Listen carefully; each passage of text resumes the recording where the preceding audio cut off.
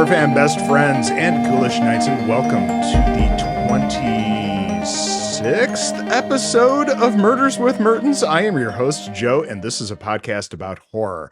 Super meta slashers, dark comedies, body horror, the horror adjacent thrillers, the psychologically terrifying, scary films in general. Each episode, I sit down with a guest and discuss one of their favorite scary films so we can gush about everything that makes it just so damned cool. Viewers, thank you for the support. Don't forget to like, share, and subscribe if you are so inclined.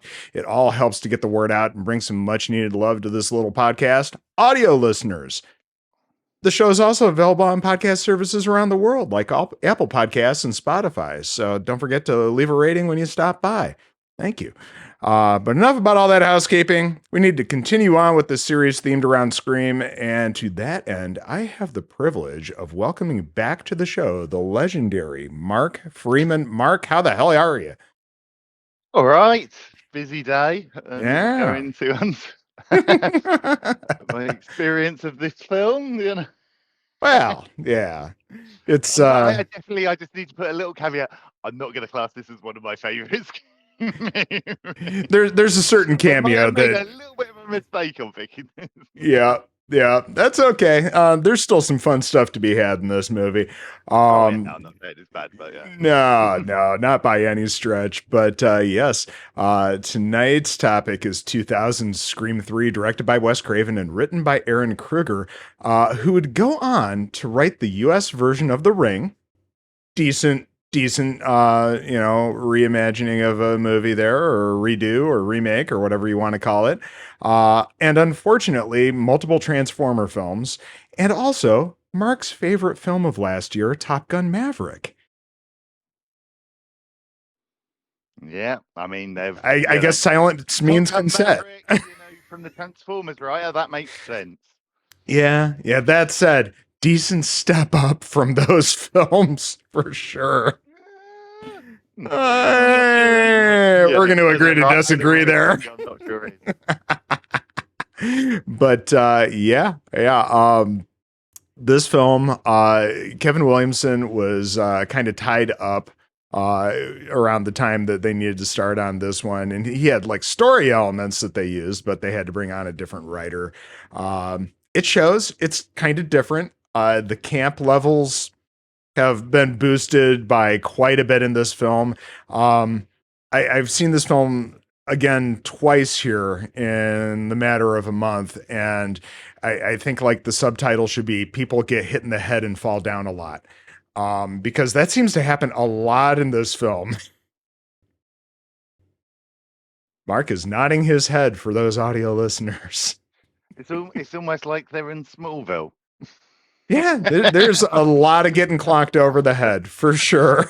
Yes. And it was around the same time period, so can you blame him for borrowing a little bit? Yeah, that makes sense. But Mark, what's your history with this film?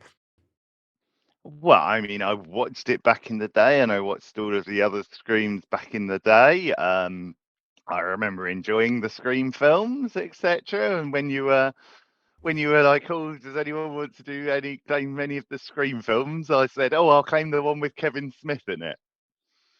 I might have had a bit of a mix-up with my thinking here. Yeah. With also the scene in Jay and Silent Bob Strike Back, I was thinking that there was actually in this maybe, but then it turns out they're in it for 20 seconds with like 2 lines. They have more dialogue and more screen time in the bloody Drake music video than they do in this sodding film. So I watched this entire film, having not recently watched Scream or Scream 2, so very lost. Wow. Again, boy, you need some recap videos, Mark. Yeah, we were doing Zoom last night. I would have, and then that went quite late. And then when I got up this morning, there was some stuff at work that I had to do. So I had to really rush to get this in. Well, I appreciate the effort, sir. I appreciate it. Any of the pre-prep work that might have been a bit helpful, so I didn't spend most of the movie like, yeah. What's going on here? Where are Jay and Silent Bob? I could have sworn they're in it. Oh, they're there. But Yeah, Yeah, you Not for get them early on, particularly and then long. it's like, yeah. Yep. But yeah, I think we should jump in here, man. We begin with Cotton Weary. He's now the host of a successful talk show, and he's just driving home from work, talking to his agent, and he's got another call coming in. And well, it's his conversation with the agent is all about this bit part that he has in the new Stab film, which are, of course, the films within the film that are based on the Woodsboro murders. And he's not very happy about the situation. He'd like something a little meatier, but another call's coming in. So he's got to let his agent go. And it seems like a wrong number. And he's got some fun banter and he's a little flirtatious with this lady. But no, it turns out it's fucking Ghostface. But I mean, what's to play it? Like, hey, it's a wrong number. What are the chances that you're anywhere near each other in America? Just some random call connection. What's the point of talking to her? She's probably 3,000 miles away from It you. very well could be. It very well What's the could be. point here? But I Like, what also is think it's just setting him up as, yeah, he's still the same smarmy old asshole, right? Um, so yes, it turns out it's was Ghostface. he like the revealed as the bad guy? Like, I Well, didn't he was the think it. person who originally went to prison, falsely accused of the murder of Sydney's mother. And then when it turns out that it was Billy and Stu, he was released. And then in the second film, he's trying to get his 15 minutes of fame. Gail is trying to stage this awkward interview between the two of them that's more like an ambush. And, after the events of the second movie, he gets a little bit of fame and notoriety. He and Sydney apparently go and do a Diane Sawyer interview. And, he manages to parlay this over the next couple of years into a successful Talk talk show. show. Yeah. Yeah. There's something on the order of like an afternoon televised talk show like Maury Povich or something like that. Maury will come back later in this film.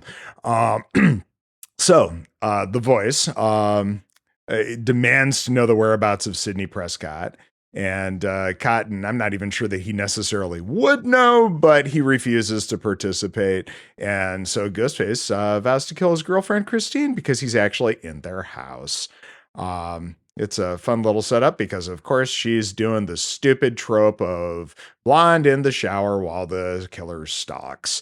And this is something these films have commented on multiple times as sent up and just gone ahead and done as well.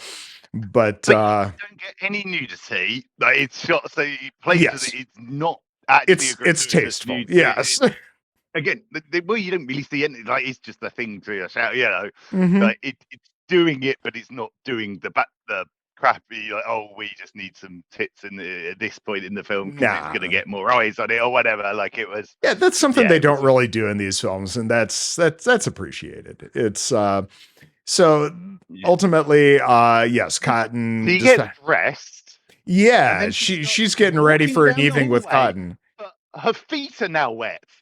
Like, she's Eh. got out of the shower, dried herself off. She's probably one of She's those people that steps right out of the shower onto the mat instead of drying her feet before getting onto the mat. And so it's all just extra, wet and goopy, and it's there's still water like everywhere. 30, 40 seconds. Like, she's Yeah. coming together, it's like several minutes later, and she's But walking that's set around. up Like, for why another is it? scene coming up later. So in the meantime, Cotton is racing through traffic, smashing into other cars and stuff, doing the Like, action-packed where is race it? against time.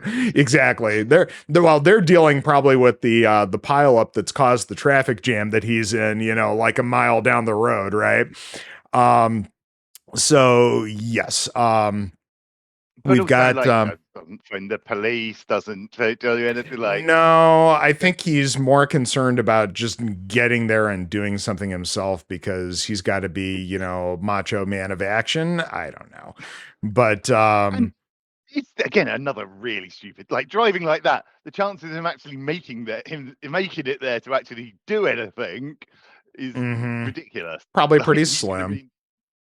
Yeah, he should. And at one point, he's then forced to drive.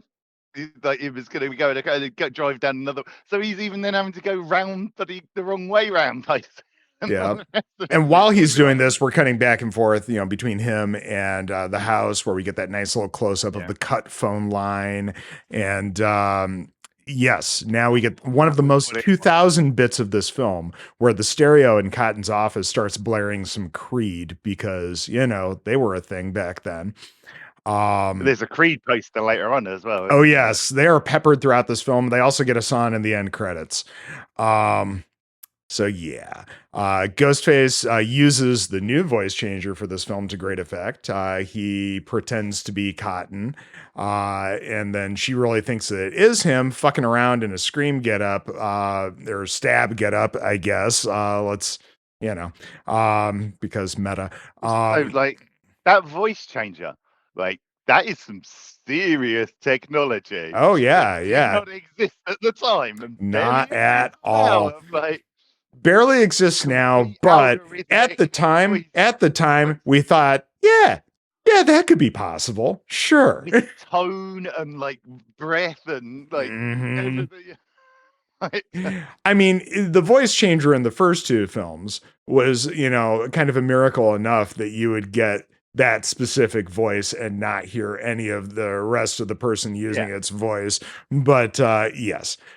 So she locks herself in Cotton's office and Ghostface pretends to be him. And well, it's a cluster.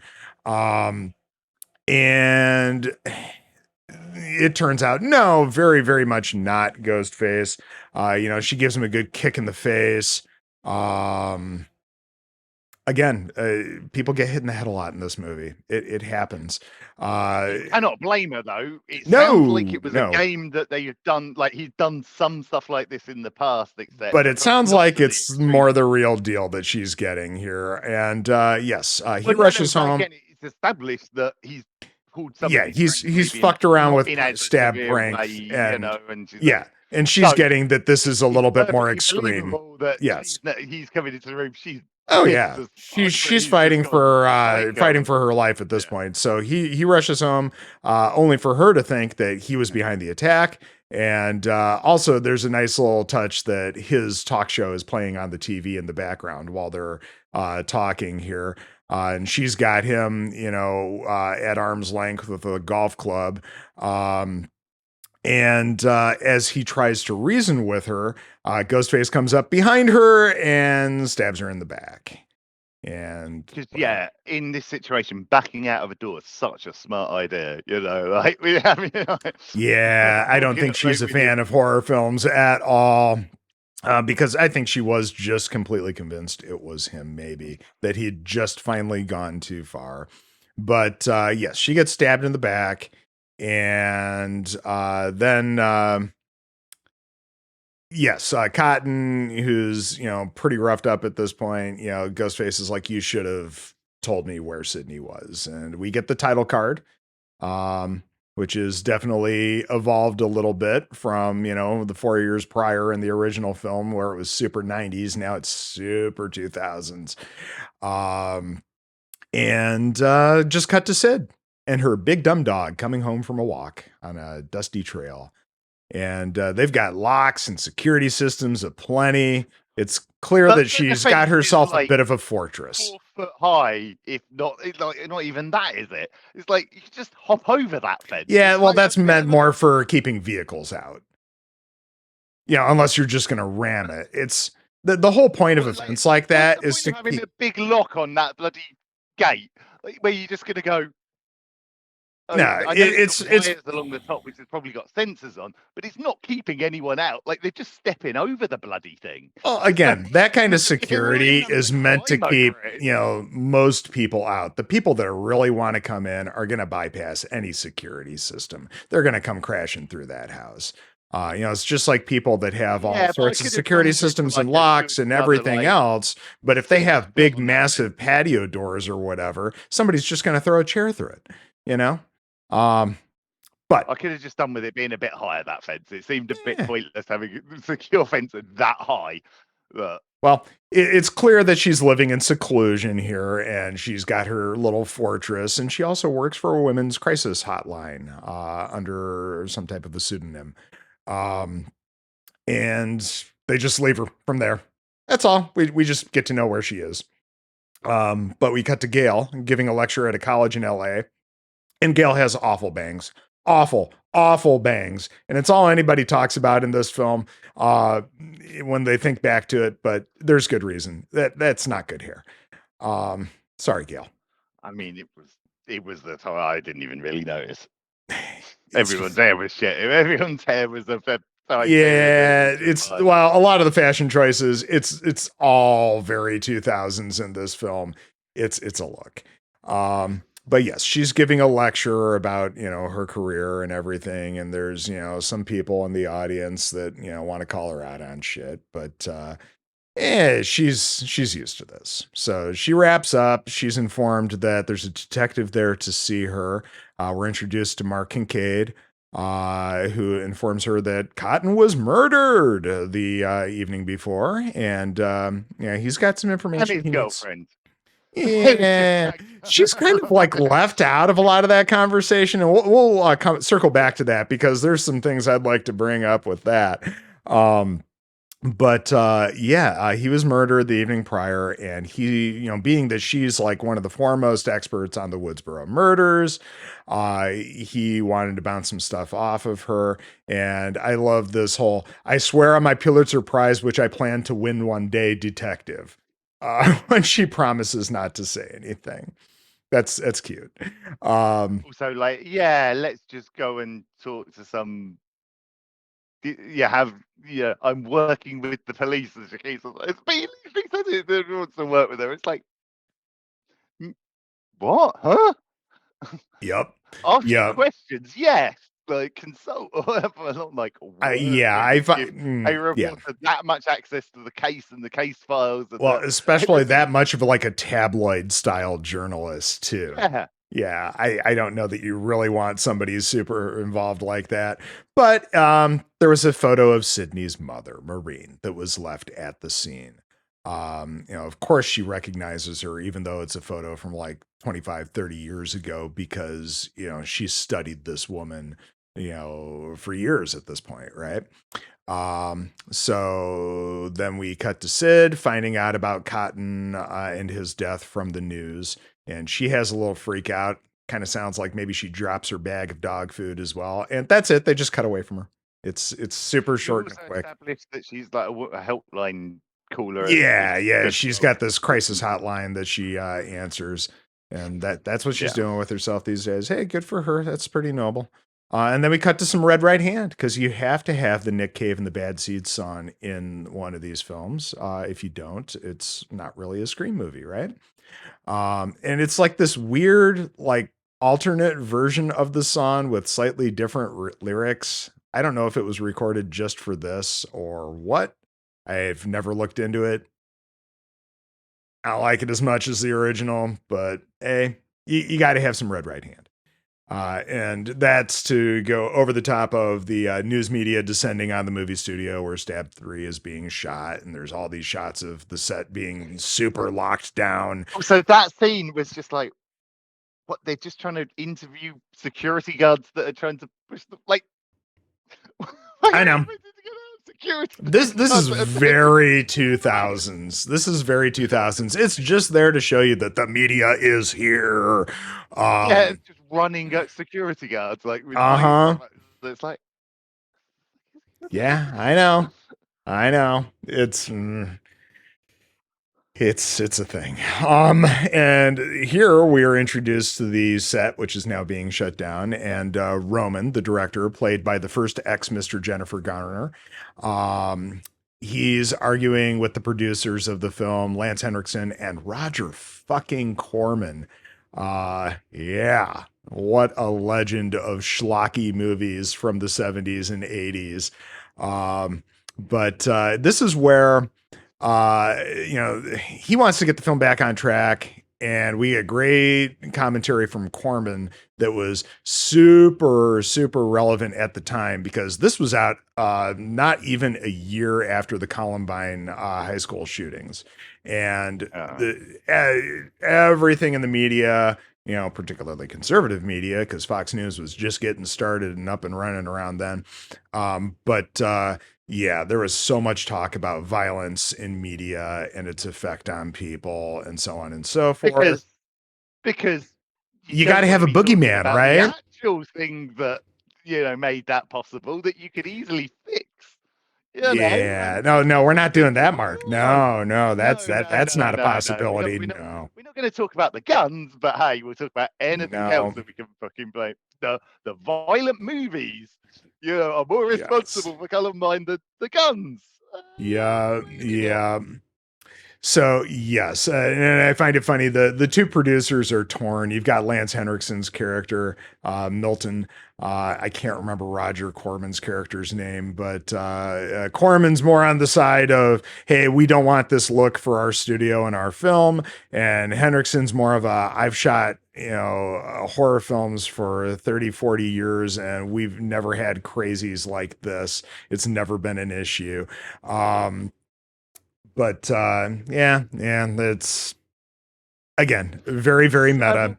Who was the killers in the second? Was it copycats in the second one? It was Billy Loomis's mother and a psycho that she picked up on a message board, who wanted So to they're just get famous making for a doing this. film about a murder which has already been copycatted, and then surprised that there might be someone else Yeah. copycatting, and that because it's super famous and everyone involved with it's like massive celebrities. Then Yeah, there's cracks later about how the original this seems like actors, totally Tori plausible. But Spelling and David Schwimmer, didn't want to come back, and that's why certain characters were recast, namely Sydney.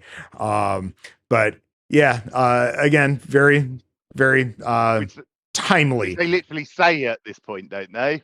Yeah, when the They're actors are like, hanging out here in a moment, yes.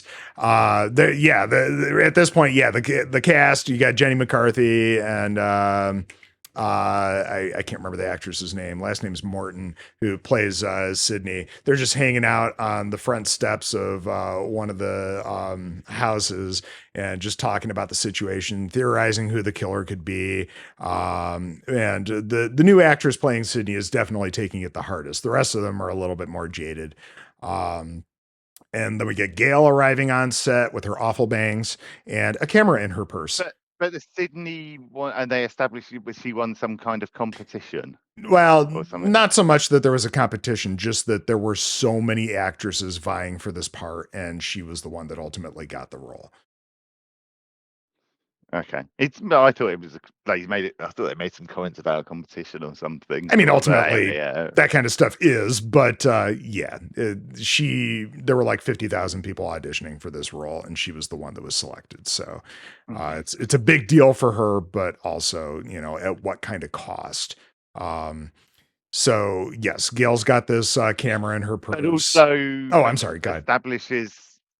establishes her as, well, this is a bit, and they do say like from the middle of nowhere or somewhere, like she wasn't Mhm. part of the thing. Yeah, like so that's why I thought it was more a competition because like it's from somewhere. Like so, hey, here's someone that's suddenly done a lot of work to get into being in this. Like Well, it's they revealed a play bit on like later how a she bit of, actually got this role, but yeah, I know, but it starts putting her as, oh, is she on the up and like, oh, and there's they plenty of do very scenes that well make at you question. That's misdirection one. and Yeah, these films are great with the misdirection and throwing you that red herring and making you really think that it could be somebody who it's not. But yeah, as Gail's walking across the set here, she runs into Jennifer, played by Parker Posey, who fangirls out at first because she played Gail in the first two Stab films, and but again then also like, hey, some gossip journalist, like, please come onto our clothes, just walk, just be allowed to walk oh, straight she's onto a not close set. invited there. She just kind of bullshitted her way in. But yeah, she's not a fan of Jennifer's because of her portrayal of her. And Jennifer, at the end of the day, not so much a fan of Gail just because she's never returned any calls ever or wanted anything to do with her. So, yes, Gail is annoyed. And then it's immediately revealed that Dewey is working as a sort of a consultant for the film and as an assistant to Jennifer. And he's back to being pissed at Gail. because that's, kind of their shtick, right? They love, they fight, But can you blame him? Because she consistently does shitty stuff to him. But yes, there's Dewey. They talk briefly about the killings before Gail is thrown off the set, because as soon as the producers see her, they're like, what the fuck's Gail Weathers doing here? Get her the fuck out of here. Yeah. Like this is just going to completely fuck this film. Like the number of shit that she's going to be able to write, having had access to our set, and all the hassle that's going to cause us. Yeah. And here's your moment, Mark. Here's your moment. Enter Jay and Silent Bob. They're on a studio tour. And I think this basically confirms that Scream takes place in the View Askew universe. And as she's thrown past them, Jay's like, Connie fucking Chun. Hey, Connie, how's Maury? Yeah. It's, as I say, more lines and more screen time in the bloody Make Drake music video than this. Yeah. I watched this film. I was like, they're coming back, right? They're coming back. I could have sworn. No, instead you just get kind of a comedic slasher film. There's the scene in Jay and Silent Bob Strike Back, which is kind of, so I was with Suzanne in the costume, and there was the two parts, and then they ended up on set, and there would be a bit more if they were involved. No, that's it. Nope, that's not at all. it. There's Jay and apparently got they weren't. You were on the pre-show. You were kind of implied that they were filmed at the same time. They weren't actually. So it was. No, I mean, I remember Wes Craven's. Okay. I remember Wes Craven's cameo and filming a Scream movie in Jay and Silent Bob Strike Back, and then you get Suzanne and the costume and all that. But again, it was so this one was the arse. He was asked to do it. I think they got paid $1,200 to like the SAG minimum, right? And then they show up on set, and they get they're given trailers each for their 1 day of work, and there's a t-shirt and $300 per diem. Jason Hughes comes in, comes down to Kevin's trailer. It's like, got $300 and a t-shirt. Can we do cameos on every horror movie? It's like, we got our own new star in the movie. It's like, we can make more money, like just making our own film. But $300 and a t-shirt in my hand. It's like Jason Hughes thinking of that. Yeah, and I love Gail flipping him off. And him just taking it as her having interest in them. Yeah. But yeah, it's such a fun cameo. Yeah. And then we're watching the whole of this film and recording a podcast. I don't know. I think we're gonna get some decent content out of this still. Oh God. Bless your heart, Mark. Back to Sid's compound, where Dad's delivering groceries, because they didn't bring him back for the second film. But yeah, here he is. And they, talk about her mom, and he's definitely concerned about her isolation, and she's like, hey, like a parent should be, but also, I mean, people have tried to kill her twice. I would be understanding. What the fuck's he doing there as well? Like, he lives in this town and then driven to wherever she is. No one knows where the fuck she is. Like, the first thing you're going to do is follow her fucking dad. You would think. You would think. Visiting her is like the biggest risk. Well, it's never finally established how the killer gets a hold of her phone number, so you never know. They have their theories throughout this film, but they never come right out and say how it happens. On the regular as well, so it didn't even need to be that time he bloody followed him. Like, yeah, that's a possibility. Like, why are you off the grid hiding and having your dad drive from the town where everything went? Well, they didn't have FaceTime back then, Mark. So face-to-face visits were a little bit more of the standard. But yeah, he's concerned, of course. And, she appreciates his concern, but she's fine with being as isolated as she is, because that's kind of the point. And then we cut to her on the couch dreaming about her dead mother haunting her in a dream within a dream. And I am a giant sucker for dreams within dreams, especially in horror films where, somebody thinks they've woken up and then, nope, you're still dreaming and it's still horrible. Yeah. But, This again, nitpicking, this movie quite a bit because I've had my enjoyment so far, and it was 20 seconds long. um, but then later on, the killer knows about this. Like, Well, it's was not that so maybe the much that audio was he being played or knows something? about her, dreaming of her mother and so on, is just he's fucking with her because his whole MO is tied up in the mother. But then Um it's also very like seems very similar to the dreams. So I'm not sure that he hadn't like planted some audio and wasn't actually like playing I, that while he's I sleeping, get the and then feeling that putting it this would in. be too inconvenient of a trip for him to go and fuck with her at her compound. You only have to go And put some speaker in somewhere, that you can then. I Again, he's suppose got the highest tech. I Clearly this voice guy yeah, is that voice changer is pretty top notch, I gotta he's say. got some Yeah. networking equipment.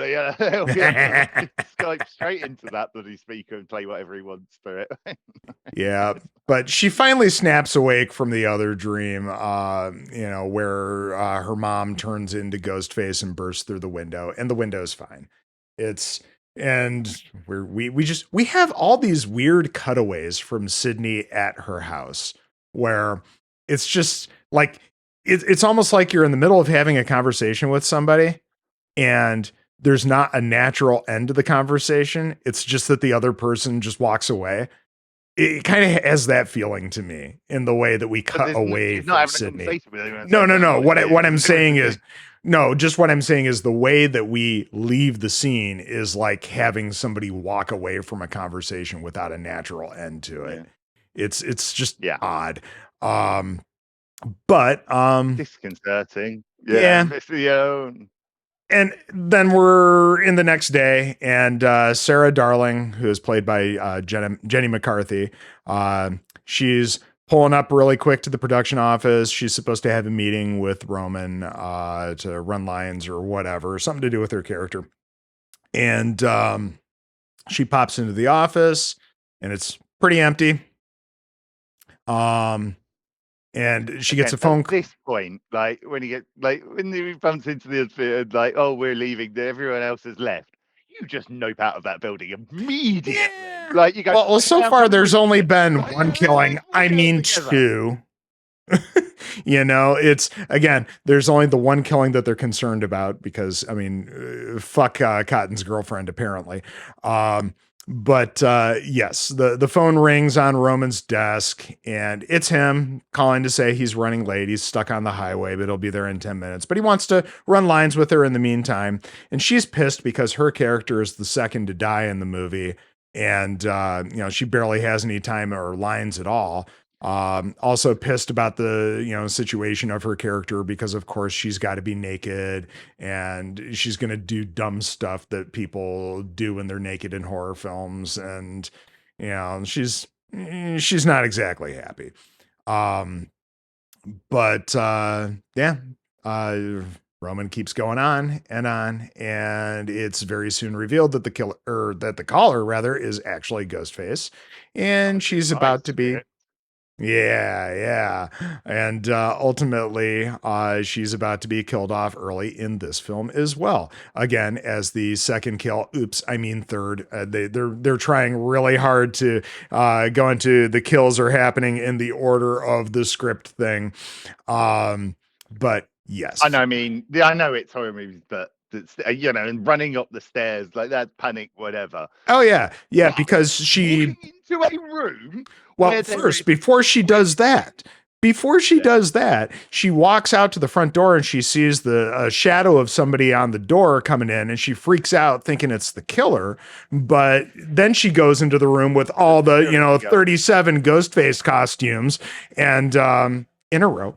Um, and She's got a load of other things as well. That wasn't the only place she could have hidden. Like there no, was no, loads not of at other all. costumes she could have had And then hid them. it But becomes no, let's go hide in the thing where I've checked like 3 of these costumes are actually costumes, and I'm just gonna be there because clearly that's not the easiest hiding place for this person anyway. Oh my Yep. god, it's Yep. like, And then it becomes very clear I as want him she's in a suit hiding. of armor like Scooby Doo, for fuck's sake.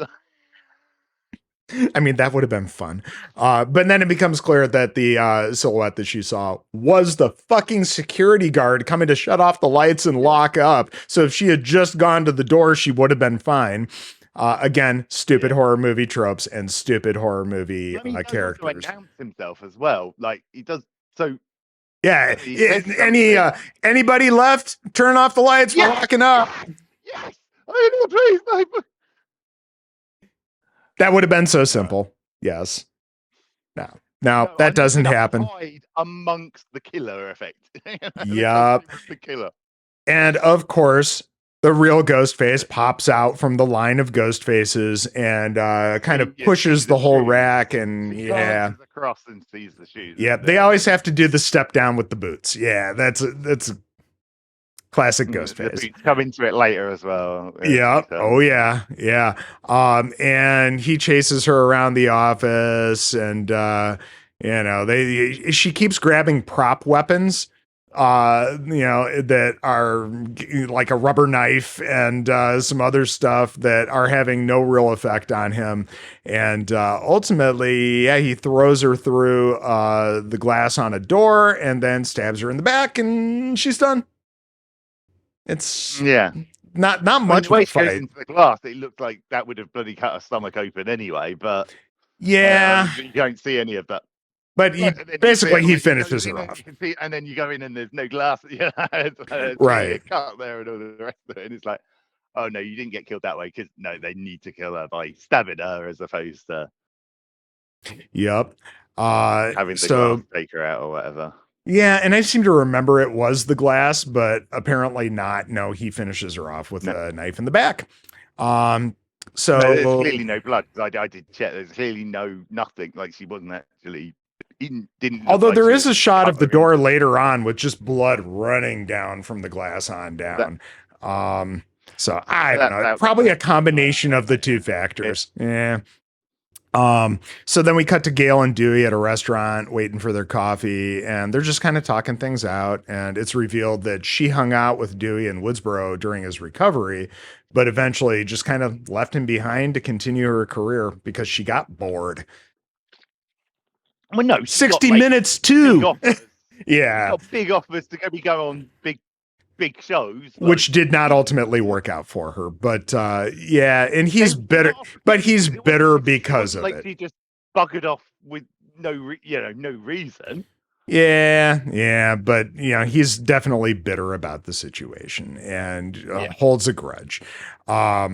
And now they get down to brass tacks after they get their coffee. Dewey confesses to Gail that a woman called the Woodsboro PD claiming to work for Stab 3 and wanting access to their file on Sid, which they denied. And then later on, the station was broken into and their records room was ransacked. But Dewey had smartly removed Sid's file ahead of time to make sure that nobody would be able to get access. So how was just he still just a police because officer? yeah, it's a small town and he's still got his in with the people that work there. That's exactly how this played out. Because then suddenly he's there, just now a consultant on a film, but Mm-hmm. But her? Yeah. How? Like, yeah, no, like Oh, I agree. He that never should have been able to take that himself the as biggest file in the town's history. right. Exactly. That police But department's history. Oh yeah, just remove, Yep. But yeah, so he squirreled that away. Who knows? That part's never revealed. But so we know that the killer didn't get any information from there, but we know that somebody was starting to look into things. And yeah, we just cut right from there over to Jennifer having a freak out at her house about the cast being picked off because she's supposed to be next. And also Gail was following Dewey on his way back to her house. This is where it's revealed that let's see here. Putty reveals to Gale and Dewey that there has been the second murder, actually a third, but again, they still want it to be second because they really want the killings to follow the script. Gale's shocked to find that Dewey is living in a trailer on Jennifer's property. Apparently, she likes having him around. He's her rock, etc. And then How big is the fucking mansion? Like, where have you again? Like, she's got this beautiful Hollywood mansion. Like, she's never gonna want a bloody shitty looking Airstream parked in the bloody front of the car. Like, just I don't know. completely Those Airstreams are pretty dope. Those are classic, man. Um, but yes, he's living there, and then Gale and Dewey go to take off and do some other investigating, and Dewey's trying to give some orders to Putty. I don't know why I keep referring to him by his character's name on Seinfeld. It's just gonna be what it's gonna be. But Putty tries to put Dewey in his place because, according to him, he's just another Hollywood hanger-oner and not the real security guy. Um, Fair, fair. It's his job. He's being paid to really protect it. Yeah, and his other Yeah, blokes just yep, just kind of hanging out. Yeah, perfectly valid response, I think, for a bodyguard of like, and now we've got this other person who's toes are being stepped on. Yeah. Yeah. So we've got Kincaid and his partner discussing how these things usually go in the movies, and that's where Gale shows up. And Mark Kincaid reveals that the killer left another photo of Maureen Prescott, and that ultimately there were three versions of the script. Photos out for everyone to keep as well. Yeah. Oh yeah. They're all marked with copy, but yeah. Yep. Yeah. Yep. Like, hey, here's some free handouts of evidence. Yep. And then, there's another photo, and there were three versions of the script. So they have three possible victims coming up next. And this is where the detectives go back to the studio and they question Roman because he was supposed to have a meeting with Sarah, according to Sarah's roommate, right at the time that she was killed. And he's like, I never had a meeting with her. And, he denies everything. And they take him down to the station for questioning. And then before they leave, Kincaid asks to borrow Dewey's phone because his battery is dead. And throwing a massive amount of suspicion suddenly on him. Yes, and that'll come back later, for sure. And then Sid back at her house, she gets a crisis call from a woman who claims to be her mother and demanding that Sid turns on the news, and we get the news story about yet another killing on the Stab 3 set. And when she turns off the phone, the voice changes over to Ghostface, and she quickly grabs a gun, and there's nobody around. You see, but you also, when it cuts back to the phone, you see it's on the home line, not the work line. Yep. Well. So she is absolutely being fucked with to the point where she's done. She's done. She's coming out of hiding, which we'll find out shortly. But we cut back to Jennifer's house where Putty's patrolling the grounds. And we've got the remaining Stab 3 cast along with Dewey. Why don't you just go and get on a plane to Europe? Yeah. Yeah. Are you that convinced that they're going to start? Yeah. Are you convinced that production's going to start up again? Hang out with where all these other murders are happening. Like the location, right. Let me go put myself closer to the fucking murder. I think she probably has the funds. Piecing out would have been an acceptable alternative. I spent 2 weeks in Italy. Let everyone get murdered. Set of this film, you have a nice little trip to Italy or something. Of course, that could be a great excuse to have a Scream film set, on the Amalfi Coast. Why not? But yes, the remaining actors from Stab 3, they're hanging out at Jennifer's house, kind of commiserating. Tom's a little drunk. He's the actor who's playing Dewey. Gale shows up and she's kind of snooping around the property, peering through the window. She sees Dewey and Jennifer, being a little cozier than she would like, and she there's like they're partying like it kind of feels like they lived like they're all living like again. That's all. Yeah. It's kind of implied that there's like, maybe a little something going on, maybe not. At least she's suspicious of it. But Yeah. Yeah. They're a But little no, also cozier like than it she was would implied like. with like three other like the security, like everyone else as well, and like yeah, Yeah.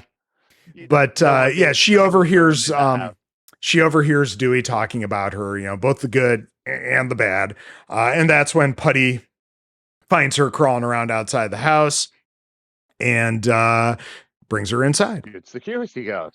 Yes, Security actually guard. doing his job.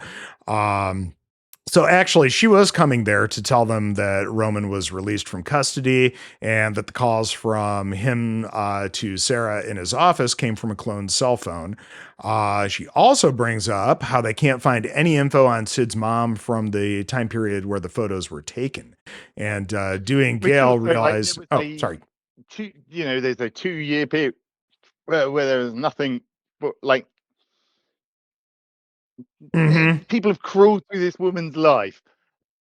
And they've How never was it not a bothered to bigger dive thing? any deeper into this. Yeah. Why there was a missing 2 years there? Like maybe that's got some importance. Like Eh, hey, let's do some things and check.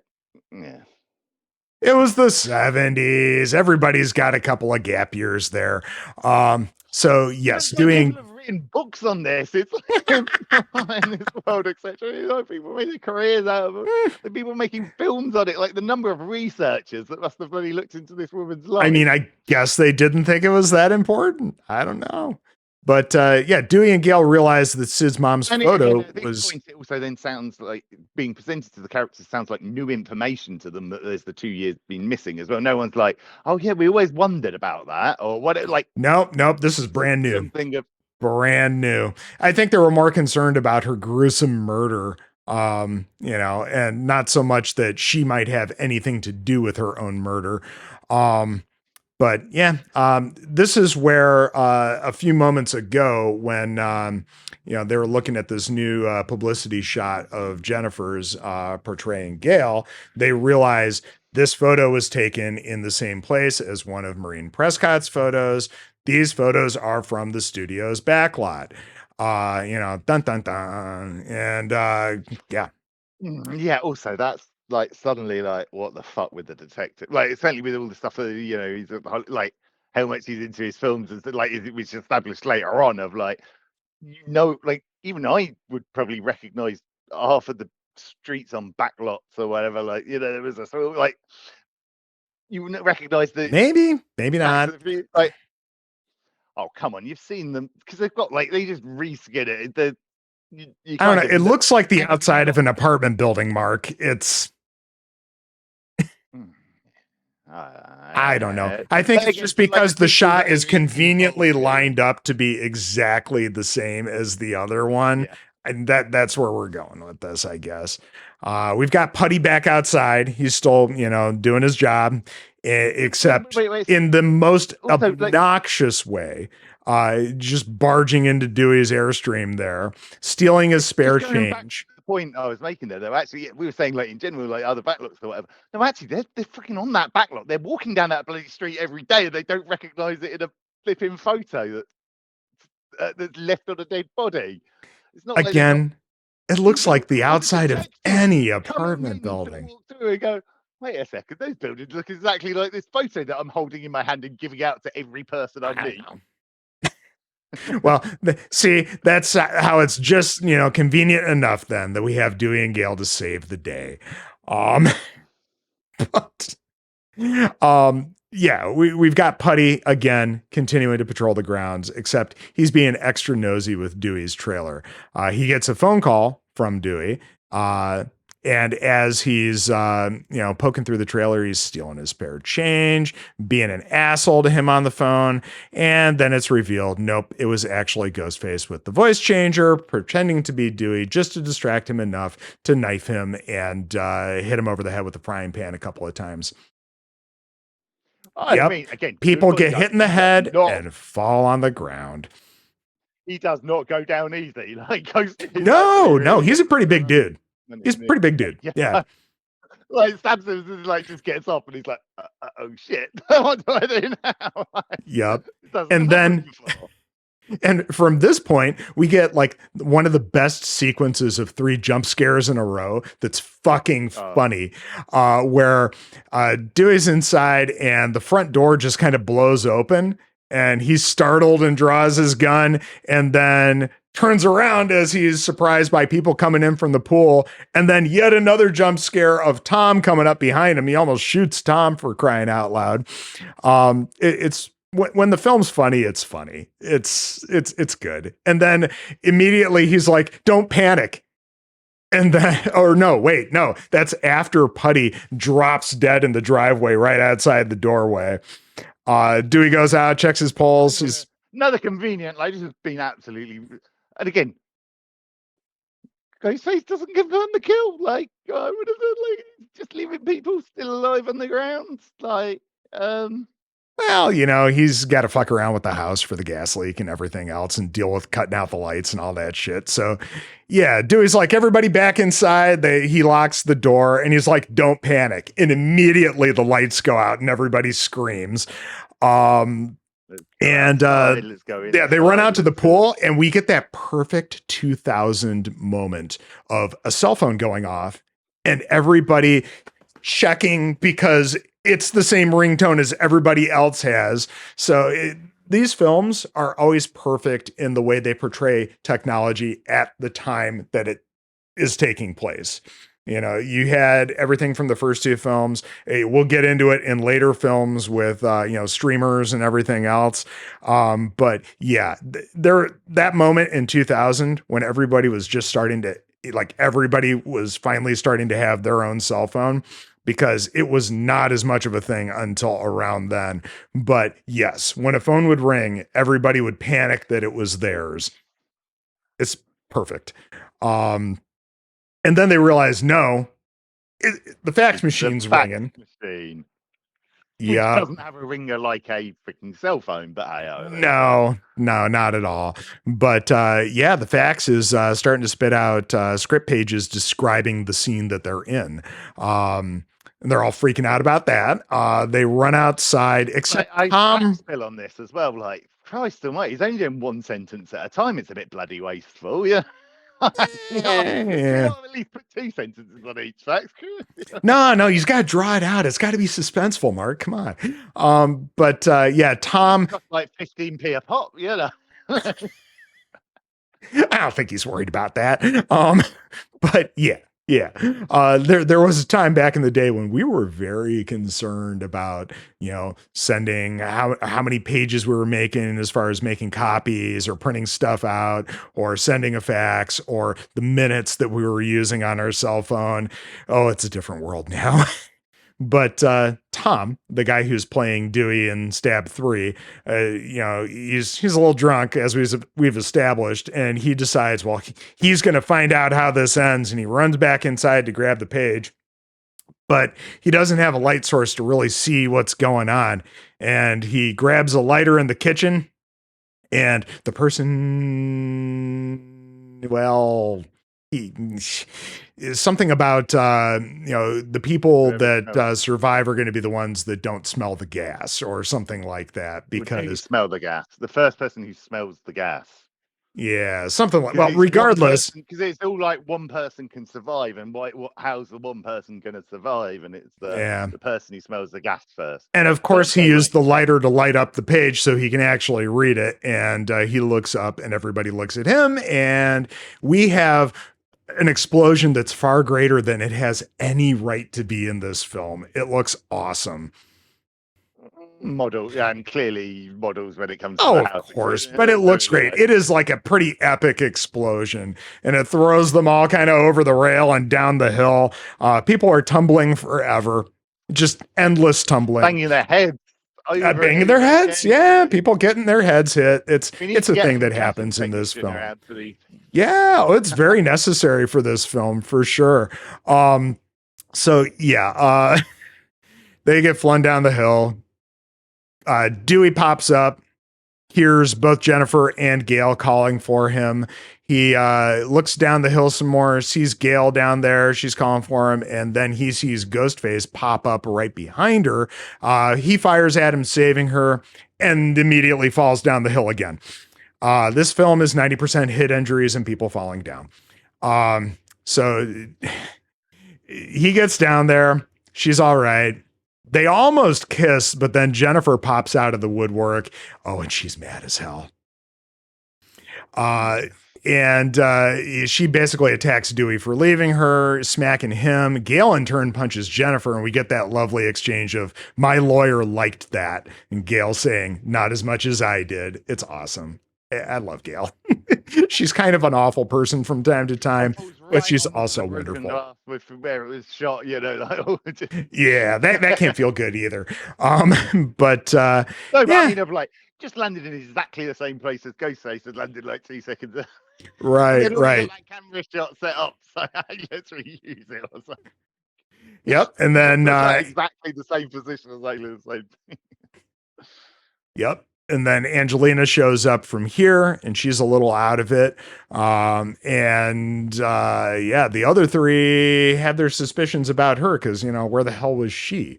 And this is where it's probably also important to point out they put 6 rounds or 5 rounds into the chest of Ghostface here. And he's still got up and disappeared. Yep. You've tried that once. Oh, they'll keep trying, Mark. They'll keep trying. Maybe no, it's a horror film. They're just gonna keep shooting him center mass. Have to be told at the end to fucking do it. Yup. Don't worry, they make good in the end. So yes, this is where Dewey finds yet another photo of Maureen Prescott that the killer left just before he ran away. What on the back, it has "I killed her" written in Sharpie. So down at the police station, the detectives, they're desperate to locate Sid as they feel that only she can unlock this mystery. But Dewey's being extra protective. He still doesn't want to, give out her location. But this is where Kincaid threatens Dewey with obstruction of justice if he doesn't give her up. So finally, he walks out of the office to go make a call. And as he's leaving a message on her machine, this is where Sid walks into the precinct and they have their cute little reunion. Like people traveling 4 hours, we're just having to, yeah. Well, I think it's very possible that she had driven, the night before or whatever, because, or early that morning. Yeah, again, because she was clearly done with 20 seconds of replacing the guy. Well, he did mention that was the 5th message that he was leaving her. So some time could have elapsed. But yeah, they got their little reunion there. And as she reveals that the killer's been in contact with her. And instead of staying and hiding, she just wants to help at this point. Idiot. Yeah, Idiot. Go to Italy. Go sit on the Italian coast. Yeah, but again, your friends are all going to die if you don't help. So, she's a trooper. Also, then if he's only after you, then they're not going to die because then you put. Oh no, he'll continue to kill her friends to get to her. You know how these killers work, Mark. So yes, if he goes chasing her, then everyone over in LA is fine because he's already killed her. He won't though. He'll do everything to bring her to him. You know how these people work, Mark. Come on. Also, just in service of the film, that's how it would probably play out.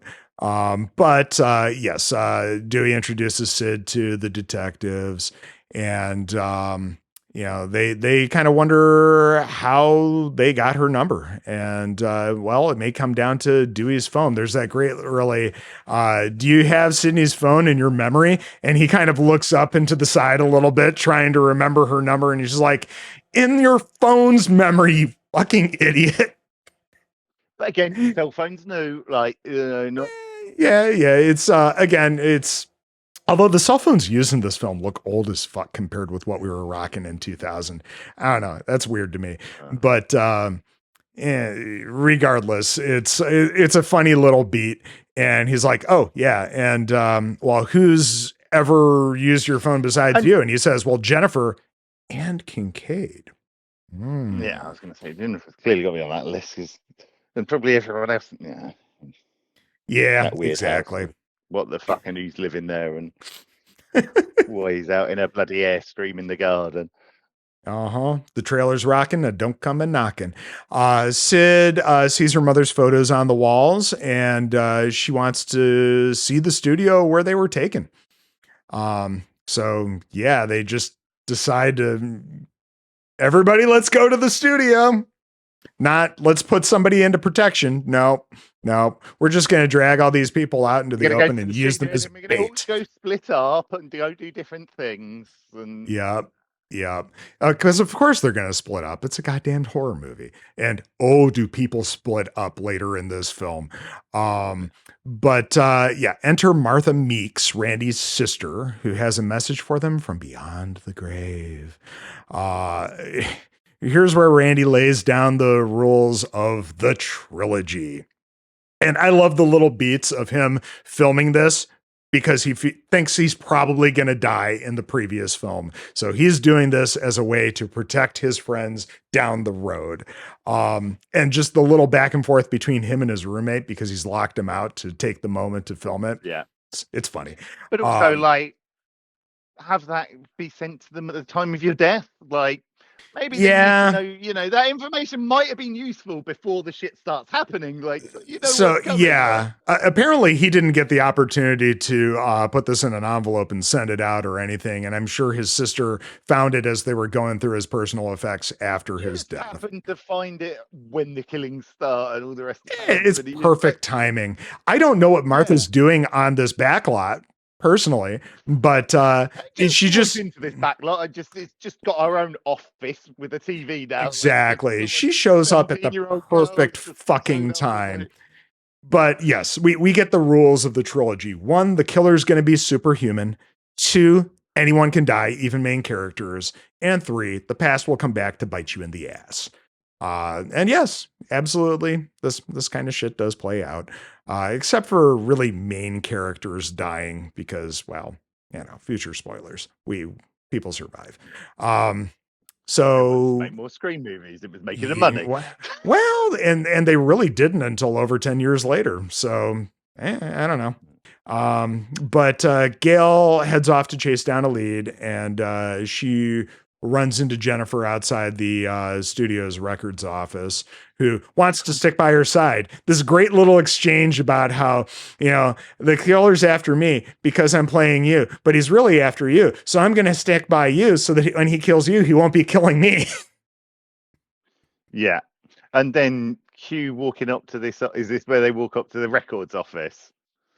And then we've got a really weirdly framed shot. Do you know why that is? That's because the prop guys got and put this card scanner for the door like a good 8 feet away from where the door is. And just on some random wall, they open the door and you see clearly it's not an electronic lock that is there. It's just weird, like not even right, like weirdly into like halfway into this wall as well. So they have to frame this later. It is a little odd. Yeah. And this is where they run into not Carrie Fisher, who they brilliant. Yes, she's so good in just about everything that she ever does. So, God rest her soul. No, that other one had to sleep with George Lucas to get Yeah.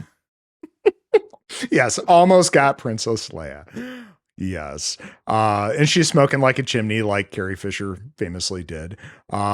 And they bribe her into helping her, and they track down Rena Reynolds, which was Maureen's stage name for those couple of years where she was doing schlocky horror movies. It turns out she did like 3 bit roles. Knew exactly where this was and what her name was and everything else. Yeah. Well, they do mention that she has photos of this woman start showing up.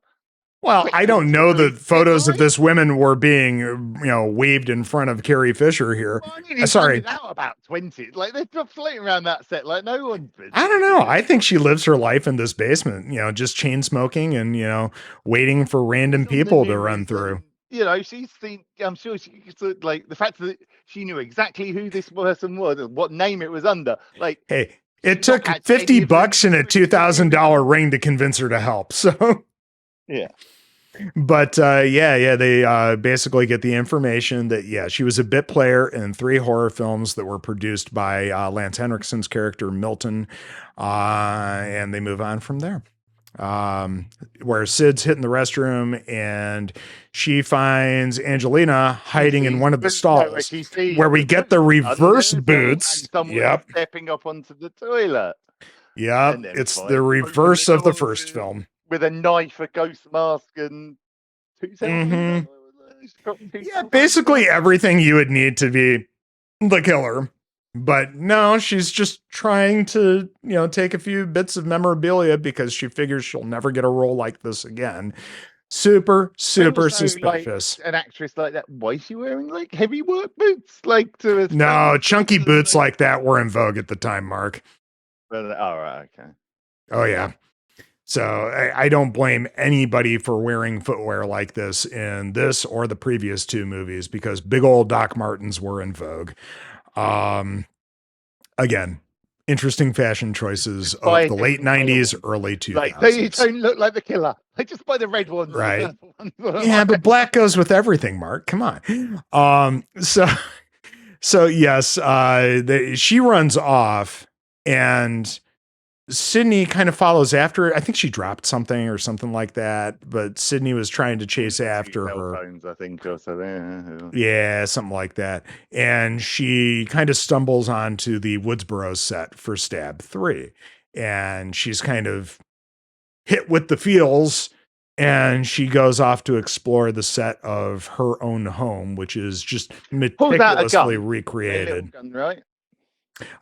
Yeah, I think she does. I can't remember My for sure. comments at this point is, why the fuck does everyone not have a pistol with a fucking flashlight attachment on it? You're going into all of this shit. How are you that, like fork out the extra that's $20 for that flashlight attachment? Come on, not super you've common done for this like how a many concealed times? carry, Mark.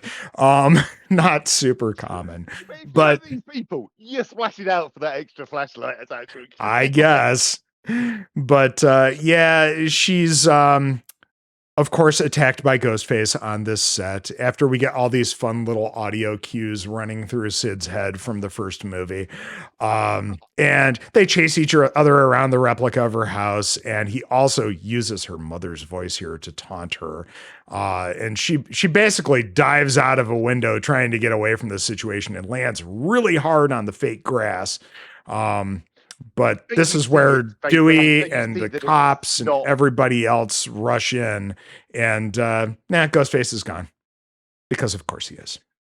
But you see a land and it's soft. You can see that again. It's fake grass with whatever, and it's got padding under it or whatever. So it's not.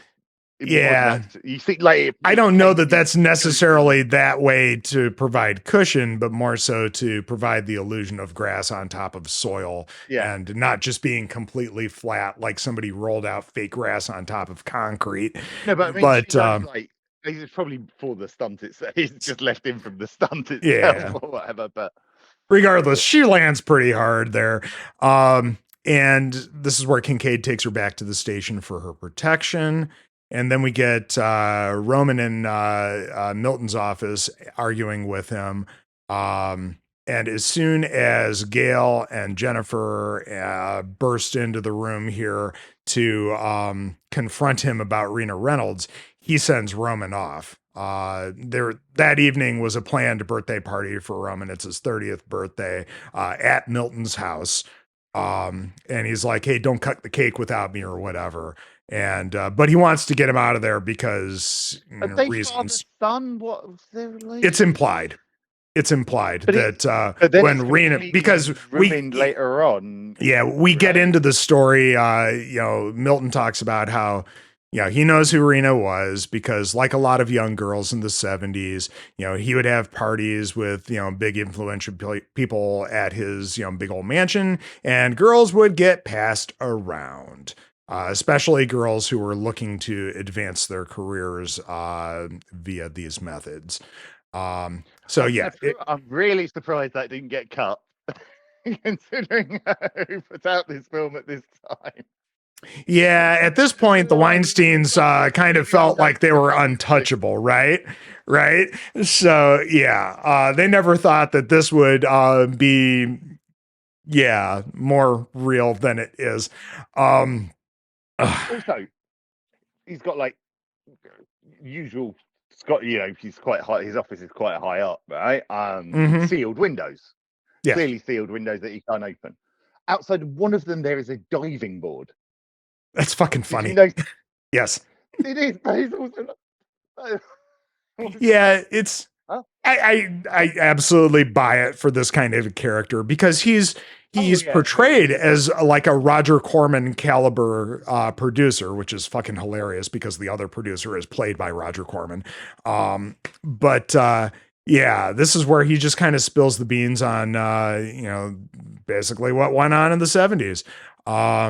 And we leave there and we get they all back knew. to I make some comments of like they all knew what they were getting into. Well, sometimes it went a bit like it was just like, oh my god, yeah, I never and while remember she made some that. accusations, there were never charges, and everything was ultimately dropped. It all feels way too real, doesn't it? Um, yeah, Lance Henriksen plays scumbag really well in this film. It's very Maybe in the believable. morning you could like, hey, this is I don't know that he has any history like that. As far as I know, he's a fairly stand Now, up what I mean dude, is like but this film literally calling out the shit yeah, the shenanigans that like Weinstein got up to. Yes. 15 years earlier or whatever. Yep. Yep. But again, probably felt that he was just totally untouchable. Um, so yeah, we get back to the precinct where Kincaid and Sid, they're kind of talking about things. They're getting a little flirty with each other here too. Um, and they end up having a little heart to heart and they're super cute together. And he decides he's going to run off and search the set. But before he leaves, she asks him what his favorite scary movie is. And he steps back in, leans in super close to her, and just kind of whispers, "My life." Okay. I understand. You're a I homicide guess detective and you've we've seen a. also got a load of things, and we're already thinking that it's kind of implied that from the other scene, I'm then getting in this scene that wait a second, is he her son or whatever? Like with the way it was, I've been brought around, like suddenly then throwing a load more of shit onto him there, but also like doesn't take his partner to go search the set, like because we see him out at the ball like afterwards, so he just goes on his own. Like, Yep. great idea, mate. Yeah. Yeah, I know. Well, they make the comment when he and his partner are walking through the production office earlier on in the film how usually the cops in movies like this, only one of them makes it out. Yeah. But honestly, both of them live. So, hey, win. But yeah, he leaves. They have their cute little moment. And this is where Sid calls the gang back in their car, Jennifer and Gail and Dewey, telling him that she's headed to Milton's house because he had something he wanted to discuss with her and she'll meet them all there. And it feels weird because she doesn't say goodbye or anything. And she just hops off the phone, but they're like, I guess we're going to Milton's house.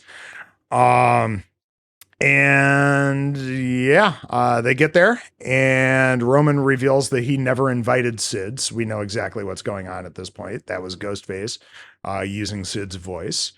And Roman's Just getting a little like, drunk. just leave immediately. Yeah. Yeah. Well, Okay, they just. come and get right. Okay, we'll go meet Sid somewhere else then. Okay, yeah. But they kind of think that maybe she is because they still think it was her on the phone. So yeah, they just decide, hey, we're going to hang out and wait for her.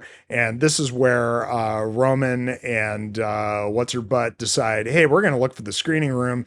And the other two, they're like, we're just going to, everybody splits up. We've got, we got three different units and we're just going to explore this giant ass mansion. Yeah. Also, where's his staff? Like, you see that size mansion, like, There's going to be a probably some kind of staff. You're probably right. like, which well, clearly, maybe on night, you Mark, maybe on nights where they have the wild sex parties in the screening room, the staff they're sent home just so there's nobody that observes. But this anything. wasn't meant to be a wild. Well, I don't know. Wasn't it? Sex party. Wasn't it? I don't know, but. Yeah. So yes, everybody kind of goes their separate ways because that's what you do. Point, right? No, still in the office. No. Yeah. Well, he's not present in these scenes.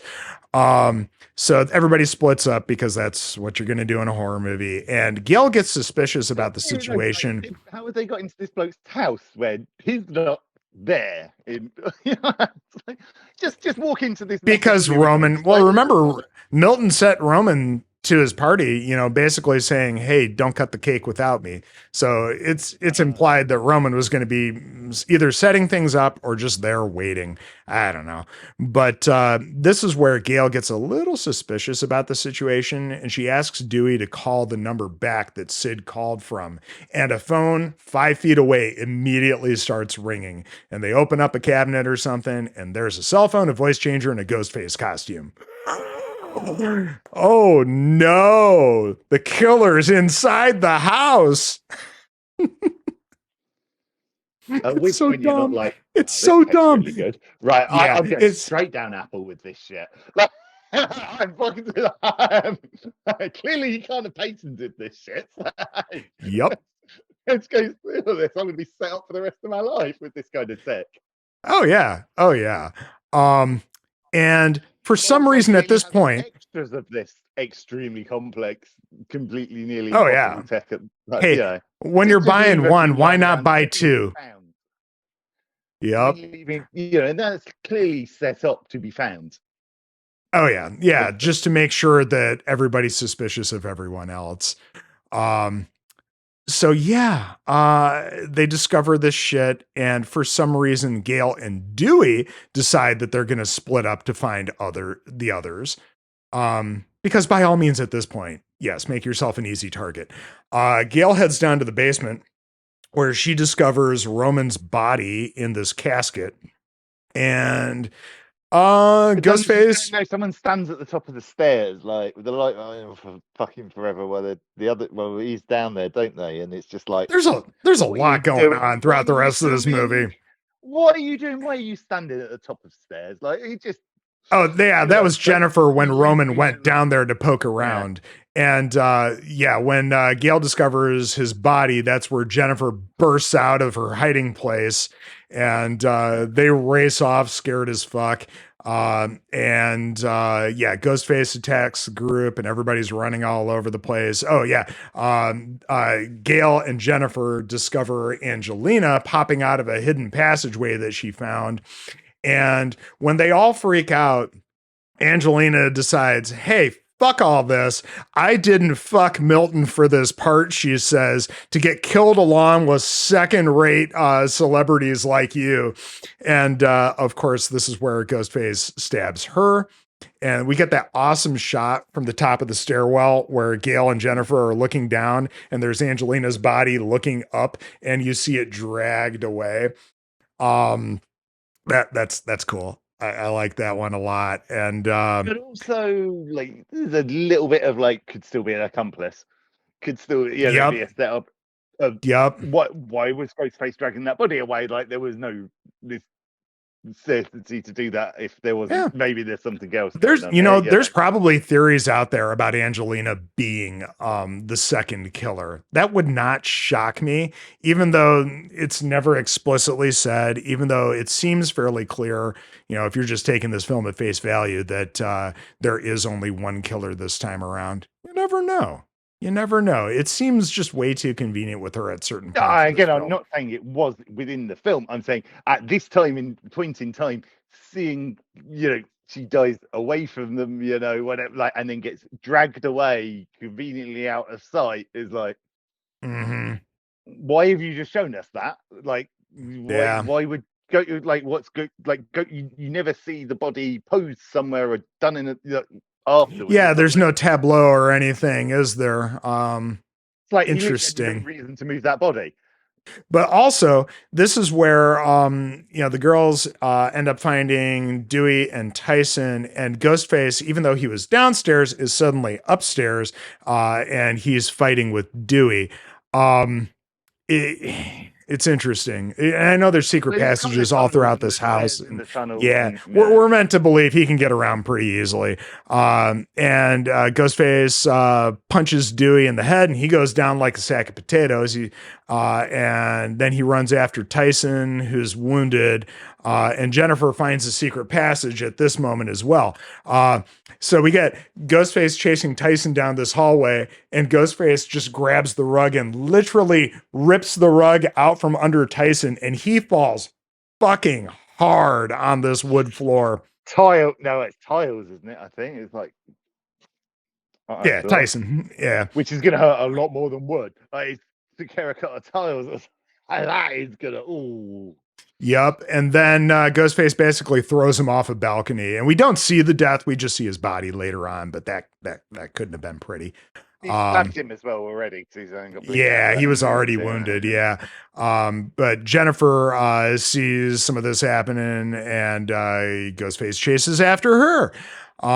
And she's in these passageways, and she's in one of them actually in the, like, just beside the bedroom where all this fighting had originally taken place. She's behind the glass closet doors, which are one-way mirrors. And she's pounding away. It's also soundproof. I wonder why.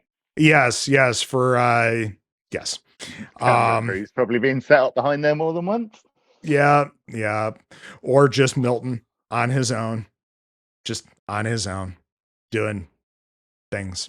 So ultimately, she's pounding on the glass and they can barely hear her. But Dewey does notice the glass moving, and she's fighting with Ghostface. And the lines, I should have written down the lines that she spits out at Ghostface because they're fucking funny. And he starts shooting the glass, but it's too late. Ghostface is gone, and she's already been stabbed. Does aim for the top of the window. Well, that's the clever, a smart decision in this movie of like. Yeah, I mean, he may play a little stupid, but he's not an idiot. He was a fucking cop. It's, he's not going to be just like, oh shit, I'm just going to kill her. Yep, exactly. But her body was just leaning against the glass, and she's already dead. Wait and check each window. Go, oh no, she's not there. Okay, next window. Oh, she's not next. Like you could have just kind of been quicker along those, and it might have helped a little bit here. But, yeah. But she was already dead and Ghostface is already gone. Yeah, it's a shame because she was a fun character, but and such an indie film darling at the time too. It was a fun get, her being in this movie. So yes, Gale and Dewey split up again at this point. And immediately Ghostface grabs her in the kitchen as soon as they part ways. Have we had the call to the police station yet? I think they were trying to at this point. Have we had where what's the faces gets the call where she's at the police station, goes into the other room? Oh no, not yet. Okay. But yes, they kind of fight. He's got her grabbed from behind, and she does the move where she kicks at the wall, but sends them both falling down those basement stairs. And Ghostface is knocked out, and she's all right, aside from just being, tumbling down some stairs there. But she caught at one point and then stopped. Yeah, well, yeah, he's a little out of it, and it's like a reflexive stabbing motion. That's how I take it. But so then goes down and then completely motionless again until then he gets. I mean, he did not take that fall well. But yeah, she's calling for Dewey, and he's concerned because the door went shut as they fell down. He's concerned that it's the killer on the other side with a voice changer. He doesn't necessarily believe it's her. And she's like, open the fucking door or something like that. Until she's really shitty to him. And then like, oh yeah. Then he's like, okay, I'm going to take a chance. And he flings the door open and he sees Ghostface, who's awake again. And he goes to fire and he's got no more rounds in the gun. He's completely empty.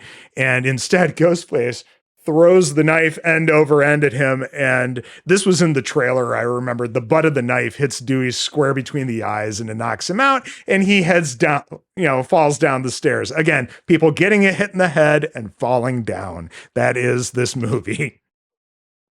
Also, Ghostface at this point's got to be pretty pissed off it landed that way around. Yeah. Yeah, it's things Oh, could have been a little. I shit. know things could have gone a little bit more Like, simply for him. right there. If that had only been the other way around, what happened Right. to the kill? Like, and probably would have been the coolest kill of the bloody movie. Yeah, I guess. I don't know this, That but it plays really well far. for a horror comedy for sure. So yes, Dewey falls down the stairs and Gale goes to his aid and Ghostface brandishes yet another knife that he pulls out from his sleeve. Yeah. Back at the How's station. he not stabbing himself in the arms? Like, I think he's got like a little sheath, like in this either in the sleeve or strapped to his forearm. Which I would assume knife first. They don't they? Like when he pulls them out, they're actually like facing the right way, but they should really be facing the other way if they're in a sheath. You'd be grabbing the hilt and pulling it out, and then it would be. But I think he did pull it out by the hilt.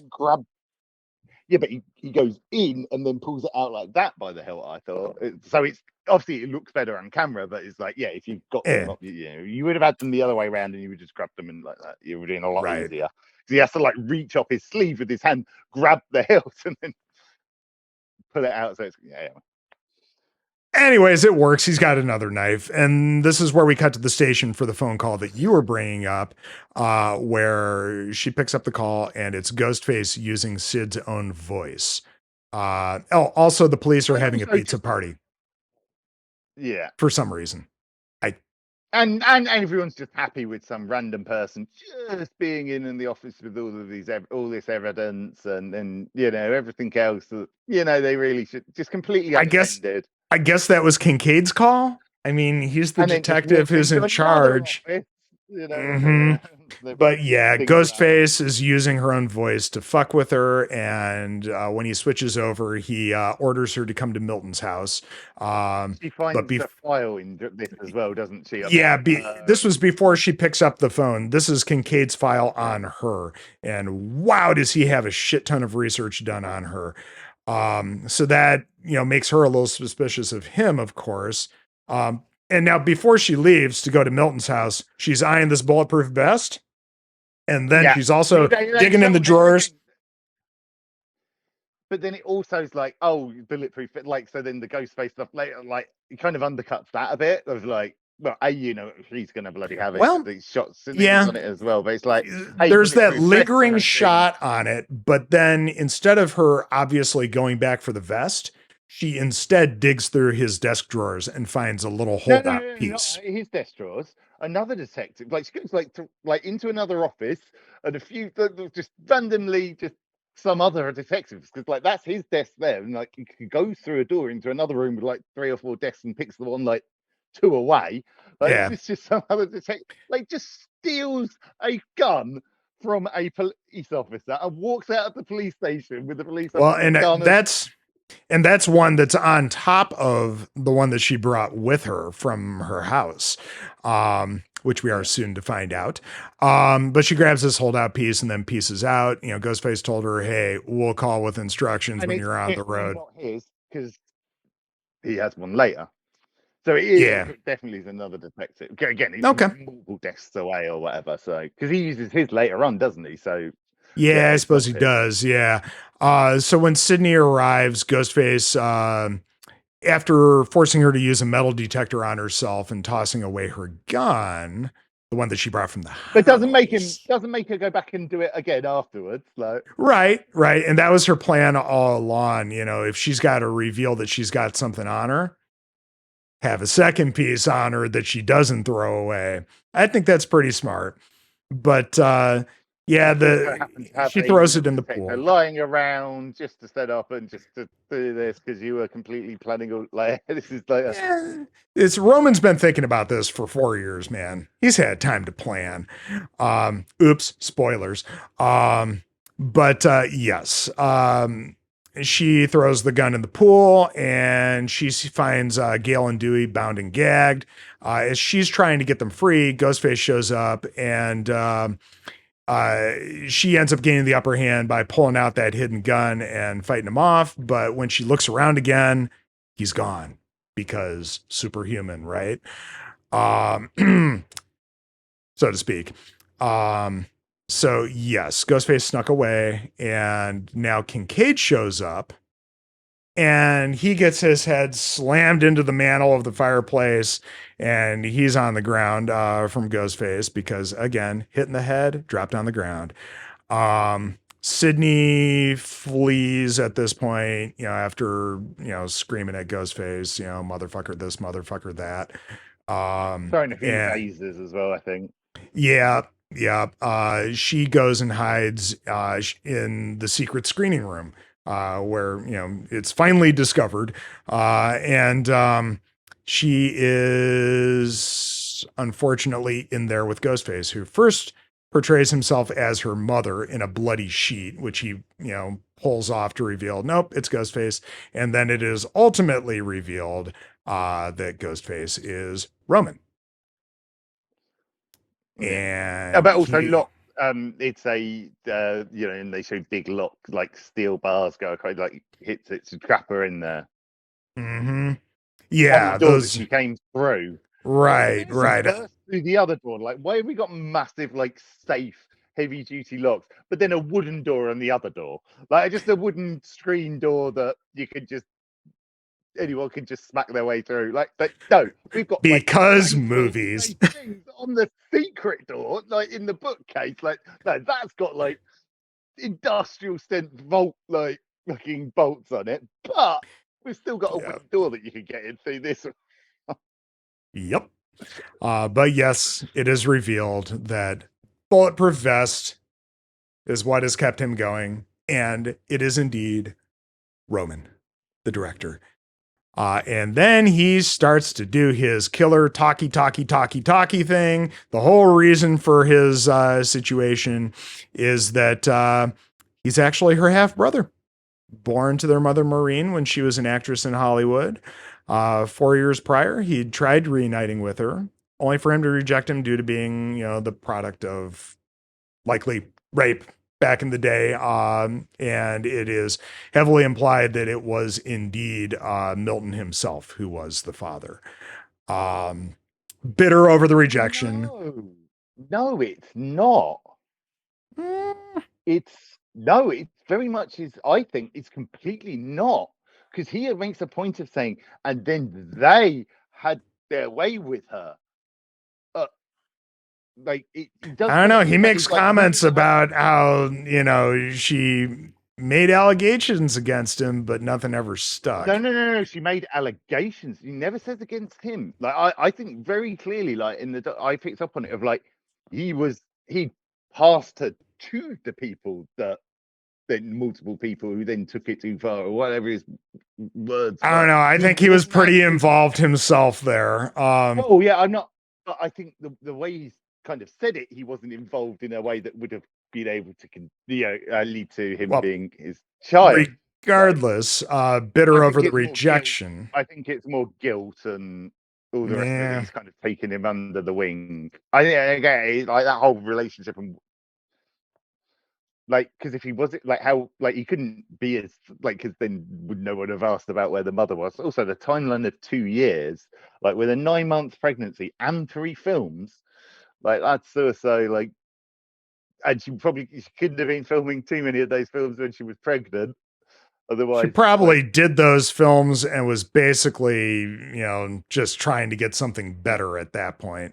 Regardless, Roman's kind of bitter over the rejection, and he began stalking her, kind of filming her with all the people that she was hanging out with because Sid's mom, it was established in previous films, definitely got around Woodsboro. She was the village bicycle for sure. And we get some I footage. know I wonder why that is because of the trauma that. Oh yeah. Oh yeah. She was a messed up individual. And we get footage from his stalking on a screen behind him. Because of course, screening room, we got to use the projector, right?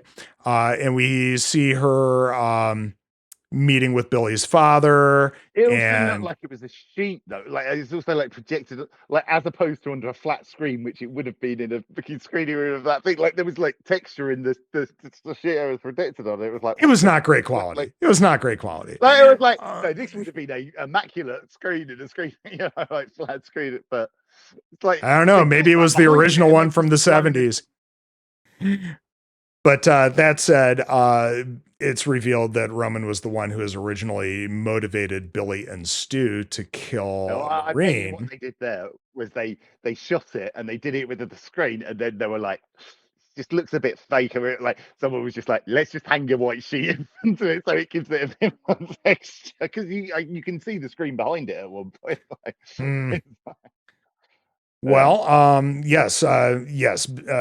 Roman was the one who ultimately started everything rolling. He got Billy and Stu to kill Marine, and ultimately that set off a chain reaction with everything that happened in the events of the first two films. And yeah, here we are. And when he discovered how much fame that Sydney had amassed due to everything, he kind of snapped and decided to find a way to lure her out of hiding and, find a way to ultimately get his due. Um, But this is also like 5 years after she's become famous, right? Because it was then the second movie in between it as well. Like yeah, I mean, he it's didn't really have implied that any. all this stuff happens in fairly quick succession. He talks about, him going to visit his mother 4 years prior to the events of this film. All right, okay, so it's 4 years, but again, Yeah. Yeah, because the original was in 96. And then the second one, although, the film was released in 97, it's implied that there's a bit of a time jump. It's a couple of years later.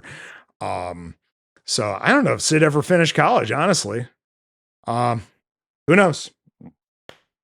But, that said, um, after he ends up killing and his Milton. master plan is to frame her as Ghostface Oh, and yeah. be the one. That Like, saved the day. but he hasn't set up enough there so that anyone's going to fucking believe that. Like, he's found Eh, like over Sid's dead body. Like, none he of like planted the the people evidence are. of her voice on Milton's answering machine and all this other shit. But this And has he been covered his established. own Everyone tracks pretty knows well. there's a fucking voice changer in play by this point. Like, it's like Yeah, but he's going to make sure that everybody knows that it's a voice changer that can replicate other voices.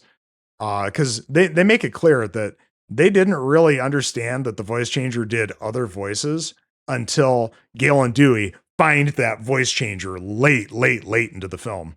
So he's just going to make sure that everybody's dead and he's the one that stopped her.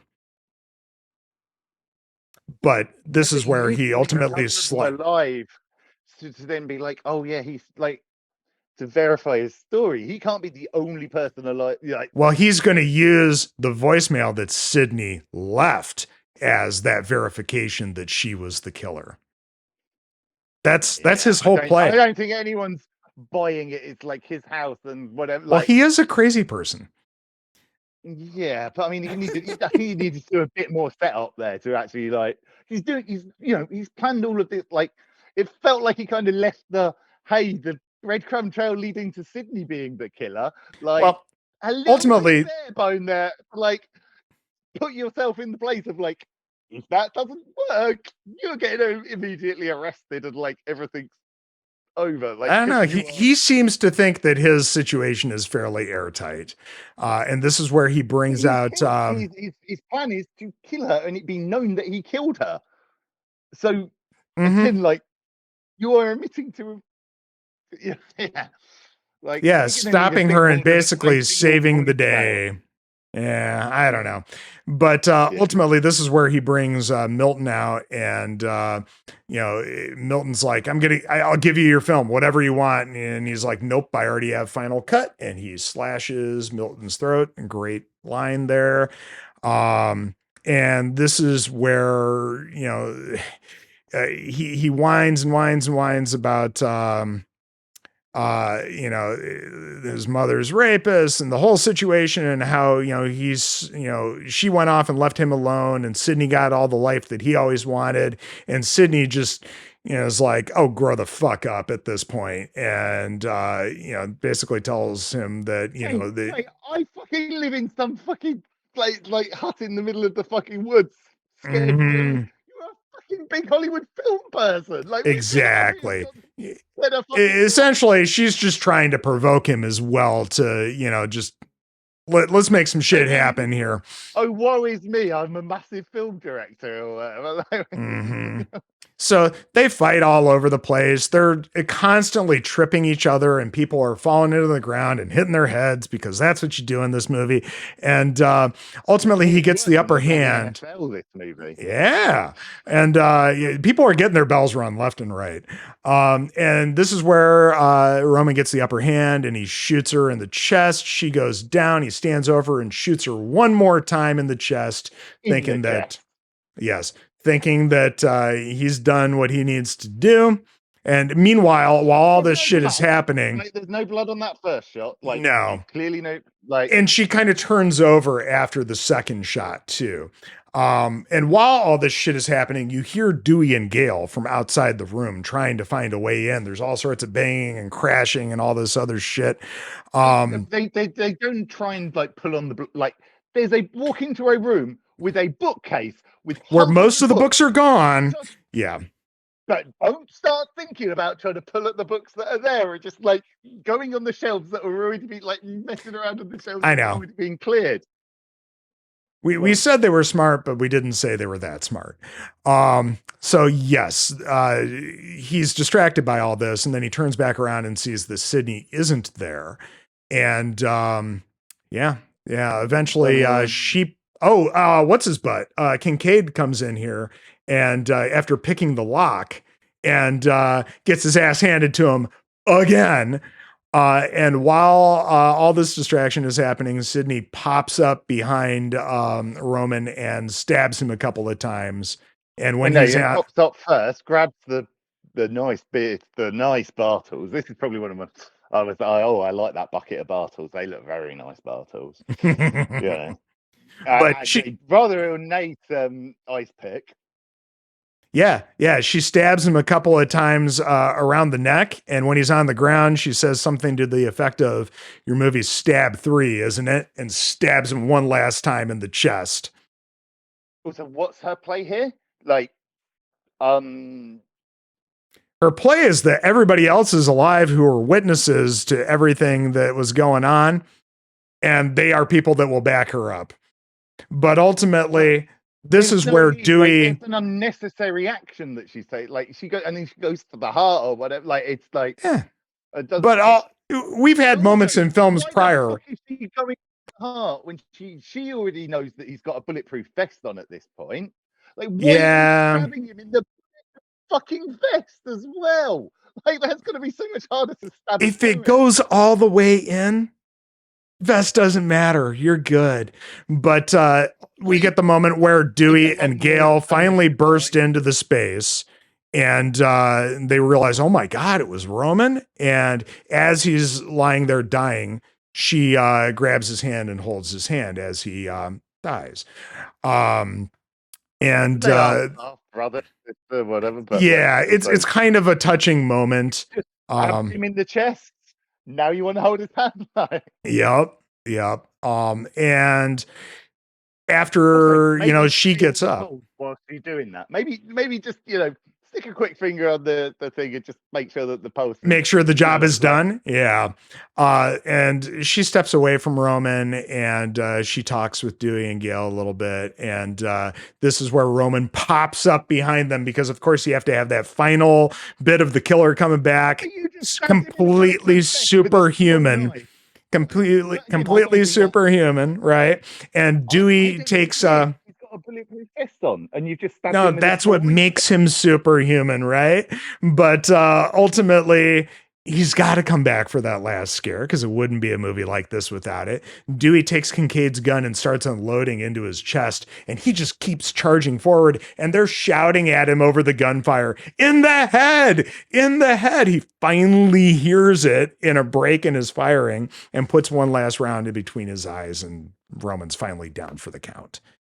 Fuck. But again, he's she shot him in the chest previously, and it had no fucking effect. He Yeah, was a and she police officer. knows that he's wearing a bulletproof vest.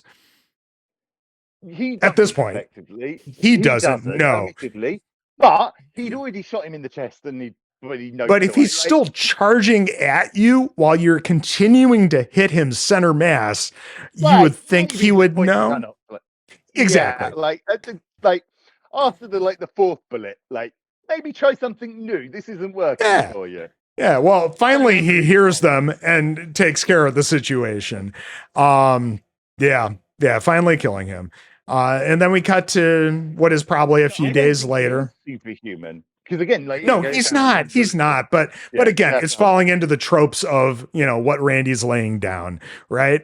Um, So, yes, we move on from here, and it's clearly a few days later. We're back at Sydney's compound. Basically, the gang's all there just hanging out.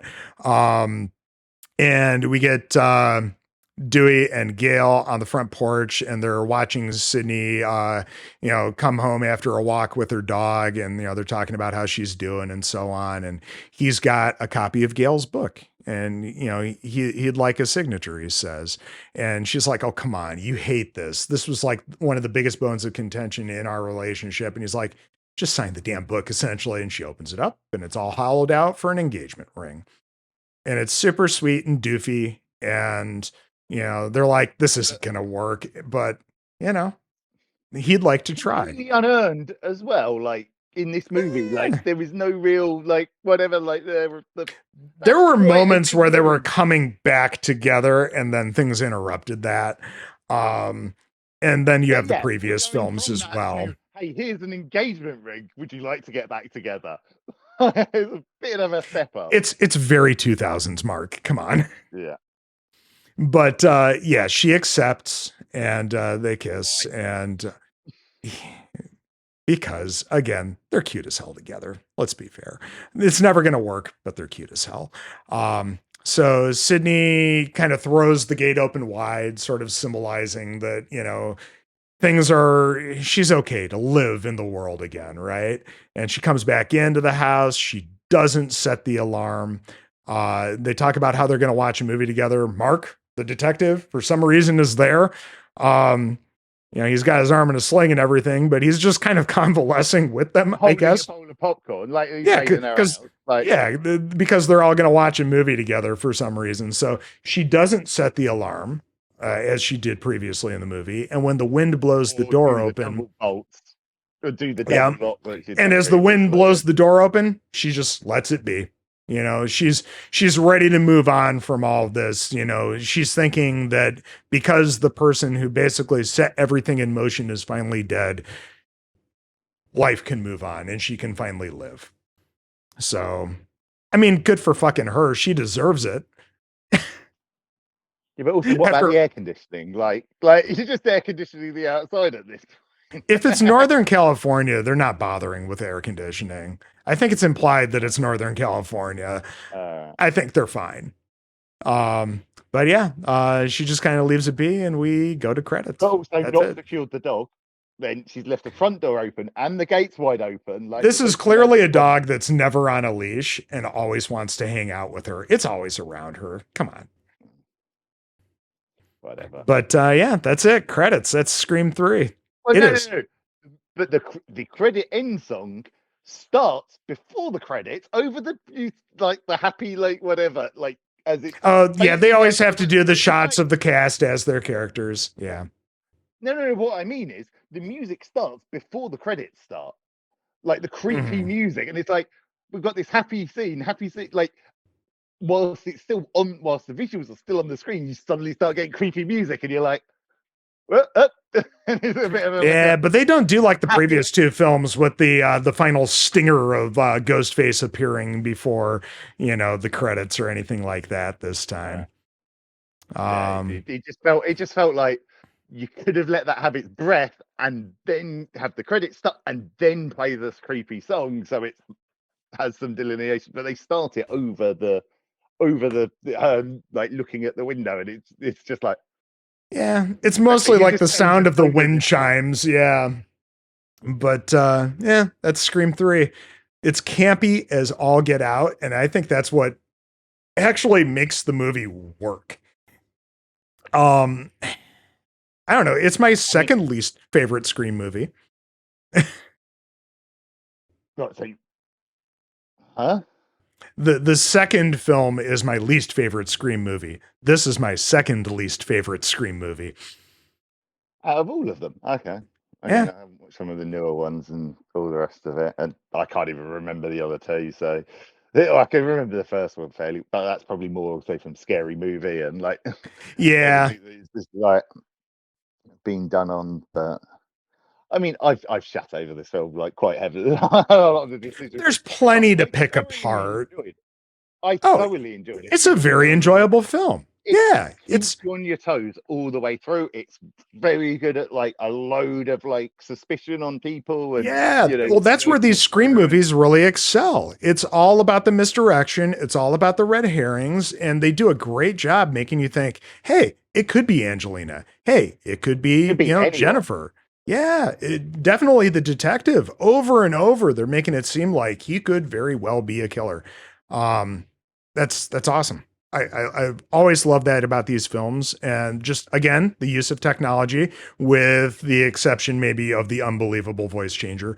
But it's still fun. I think at the time in 2000, we would have felt that that's something that could be believable, but in And then we see retrospect, and then we see Disney and all the people like doing these aging and devoicing and all the rest of it. It's not as good as that fucking voice changer is. nope, not at all. But yeah, man, this it's a fun movie. I keep joking about people getting the head and falling down all the time in this movie, but seriously, every single person seems to have this happen to them at one point or Yeah, another say throughout the it's the film. Smallville. It's the Smallville one of like, hey, we need to keep people like everyone can't be seeing everything, so we need to have people knocked out quite a bit so that Uh-huh. like there's actually that they then don't know that that person definitely isn't Ghostface because you then see the two people in the row, right? Yeah. Hmm. It's all everything's really convenient and Oh well, yeah. But it's all in good fun. I Absolutely. I'd watched this and I had zero idea, so I couldn't really remember anything other than James Robber in it. But so yeah, he kept me on my toes, which I thought was which is what more. It's got some great scares in it. Yeah, what more It's could you ask for, really?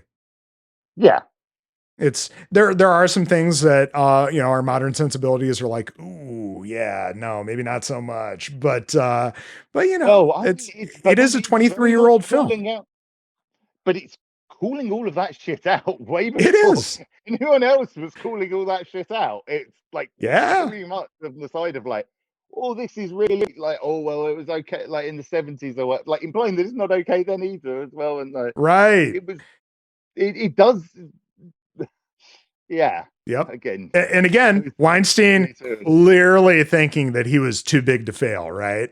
And being totally okay with this playing out in this film. To be honest, he probably never watched it. You're probably right. You're probably right. But And yeah, man. it was definitely Bob that phoned up Kevin Smith and asked him and then repeated and said, please do this. And he was like, oh, I'll talk to Jay. And then if Jay wants to do it, I'll do it. And Jay was like, money? Yes, please. And I'm sure it was just a fun fucking day as well. I mean, why the Well, hell and he not? got $300 in a t-shirt, which he was really happy Yeah. about. Hell, I'd do that for $300 in a t-shirt. I'd do that for $100 in a t-shirt, man. Um, but yeah, this movie's a good time. Do I think Yeah. that the first one and the subsequent two films are better? Oh, absolutely, I do. But that is a topic for another time. Mark, That can't what? be. They don't have Jay and Silent Bob in it. That may be Mark's final thought on Scream 3. I was just about to ask, Mark, what are your final thoughts on Scream 3? That's You should have about cut it, that. huh? You should have cut the episode there, Jack. But yeah, Yeah. We're, enjoyable. maybe I will in post and we'll just have a test pattern for a second. Yeah. But yeah, this movie's a good time. It's definitely a film from its time period, but it's a good time nonetheless. Well, Yeah. Mark, I appreciate you coming on again. It's been almost a year. And honestly, by the time this thing posts, it will be almost a year since I started this podcast. So I appreciate your encouragement all along. I appreciate your participation. Dibs on There you episode go. 37. We got to figure out which one that'll be. Cause this was, I may have flubbed in the beginning. I think it's 26, but, it may not be. I'll double check, but, yeah, we'll figure something out for that, you know, who's to say what it could be. Could it be some more Kevin Smith? Could it be more Kevin Smith adjacent? Who's to say? But, Mark, if you'd like, where can people find you? At the Indie Boy one on Twitter and Instagram, but on the Zooms, etc. Go support Joe. Don't worry about it. Just make sure you like and subscribe if you're not already onto here. And It's always appreciated. This Yeah. really It's good podcast. That's the oh well, only thank you reason for I that. come and do this is to support cool people doing cool things. Well, appreciate that, Mark. But this has been Murders with Mertens, a horror film podcast. Thank you for letting us tickle your ear holes. Please like, share, and subscribe if you are so inclined. I'll be back soon enough with another episode. But until next time, stay spooky.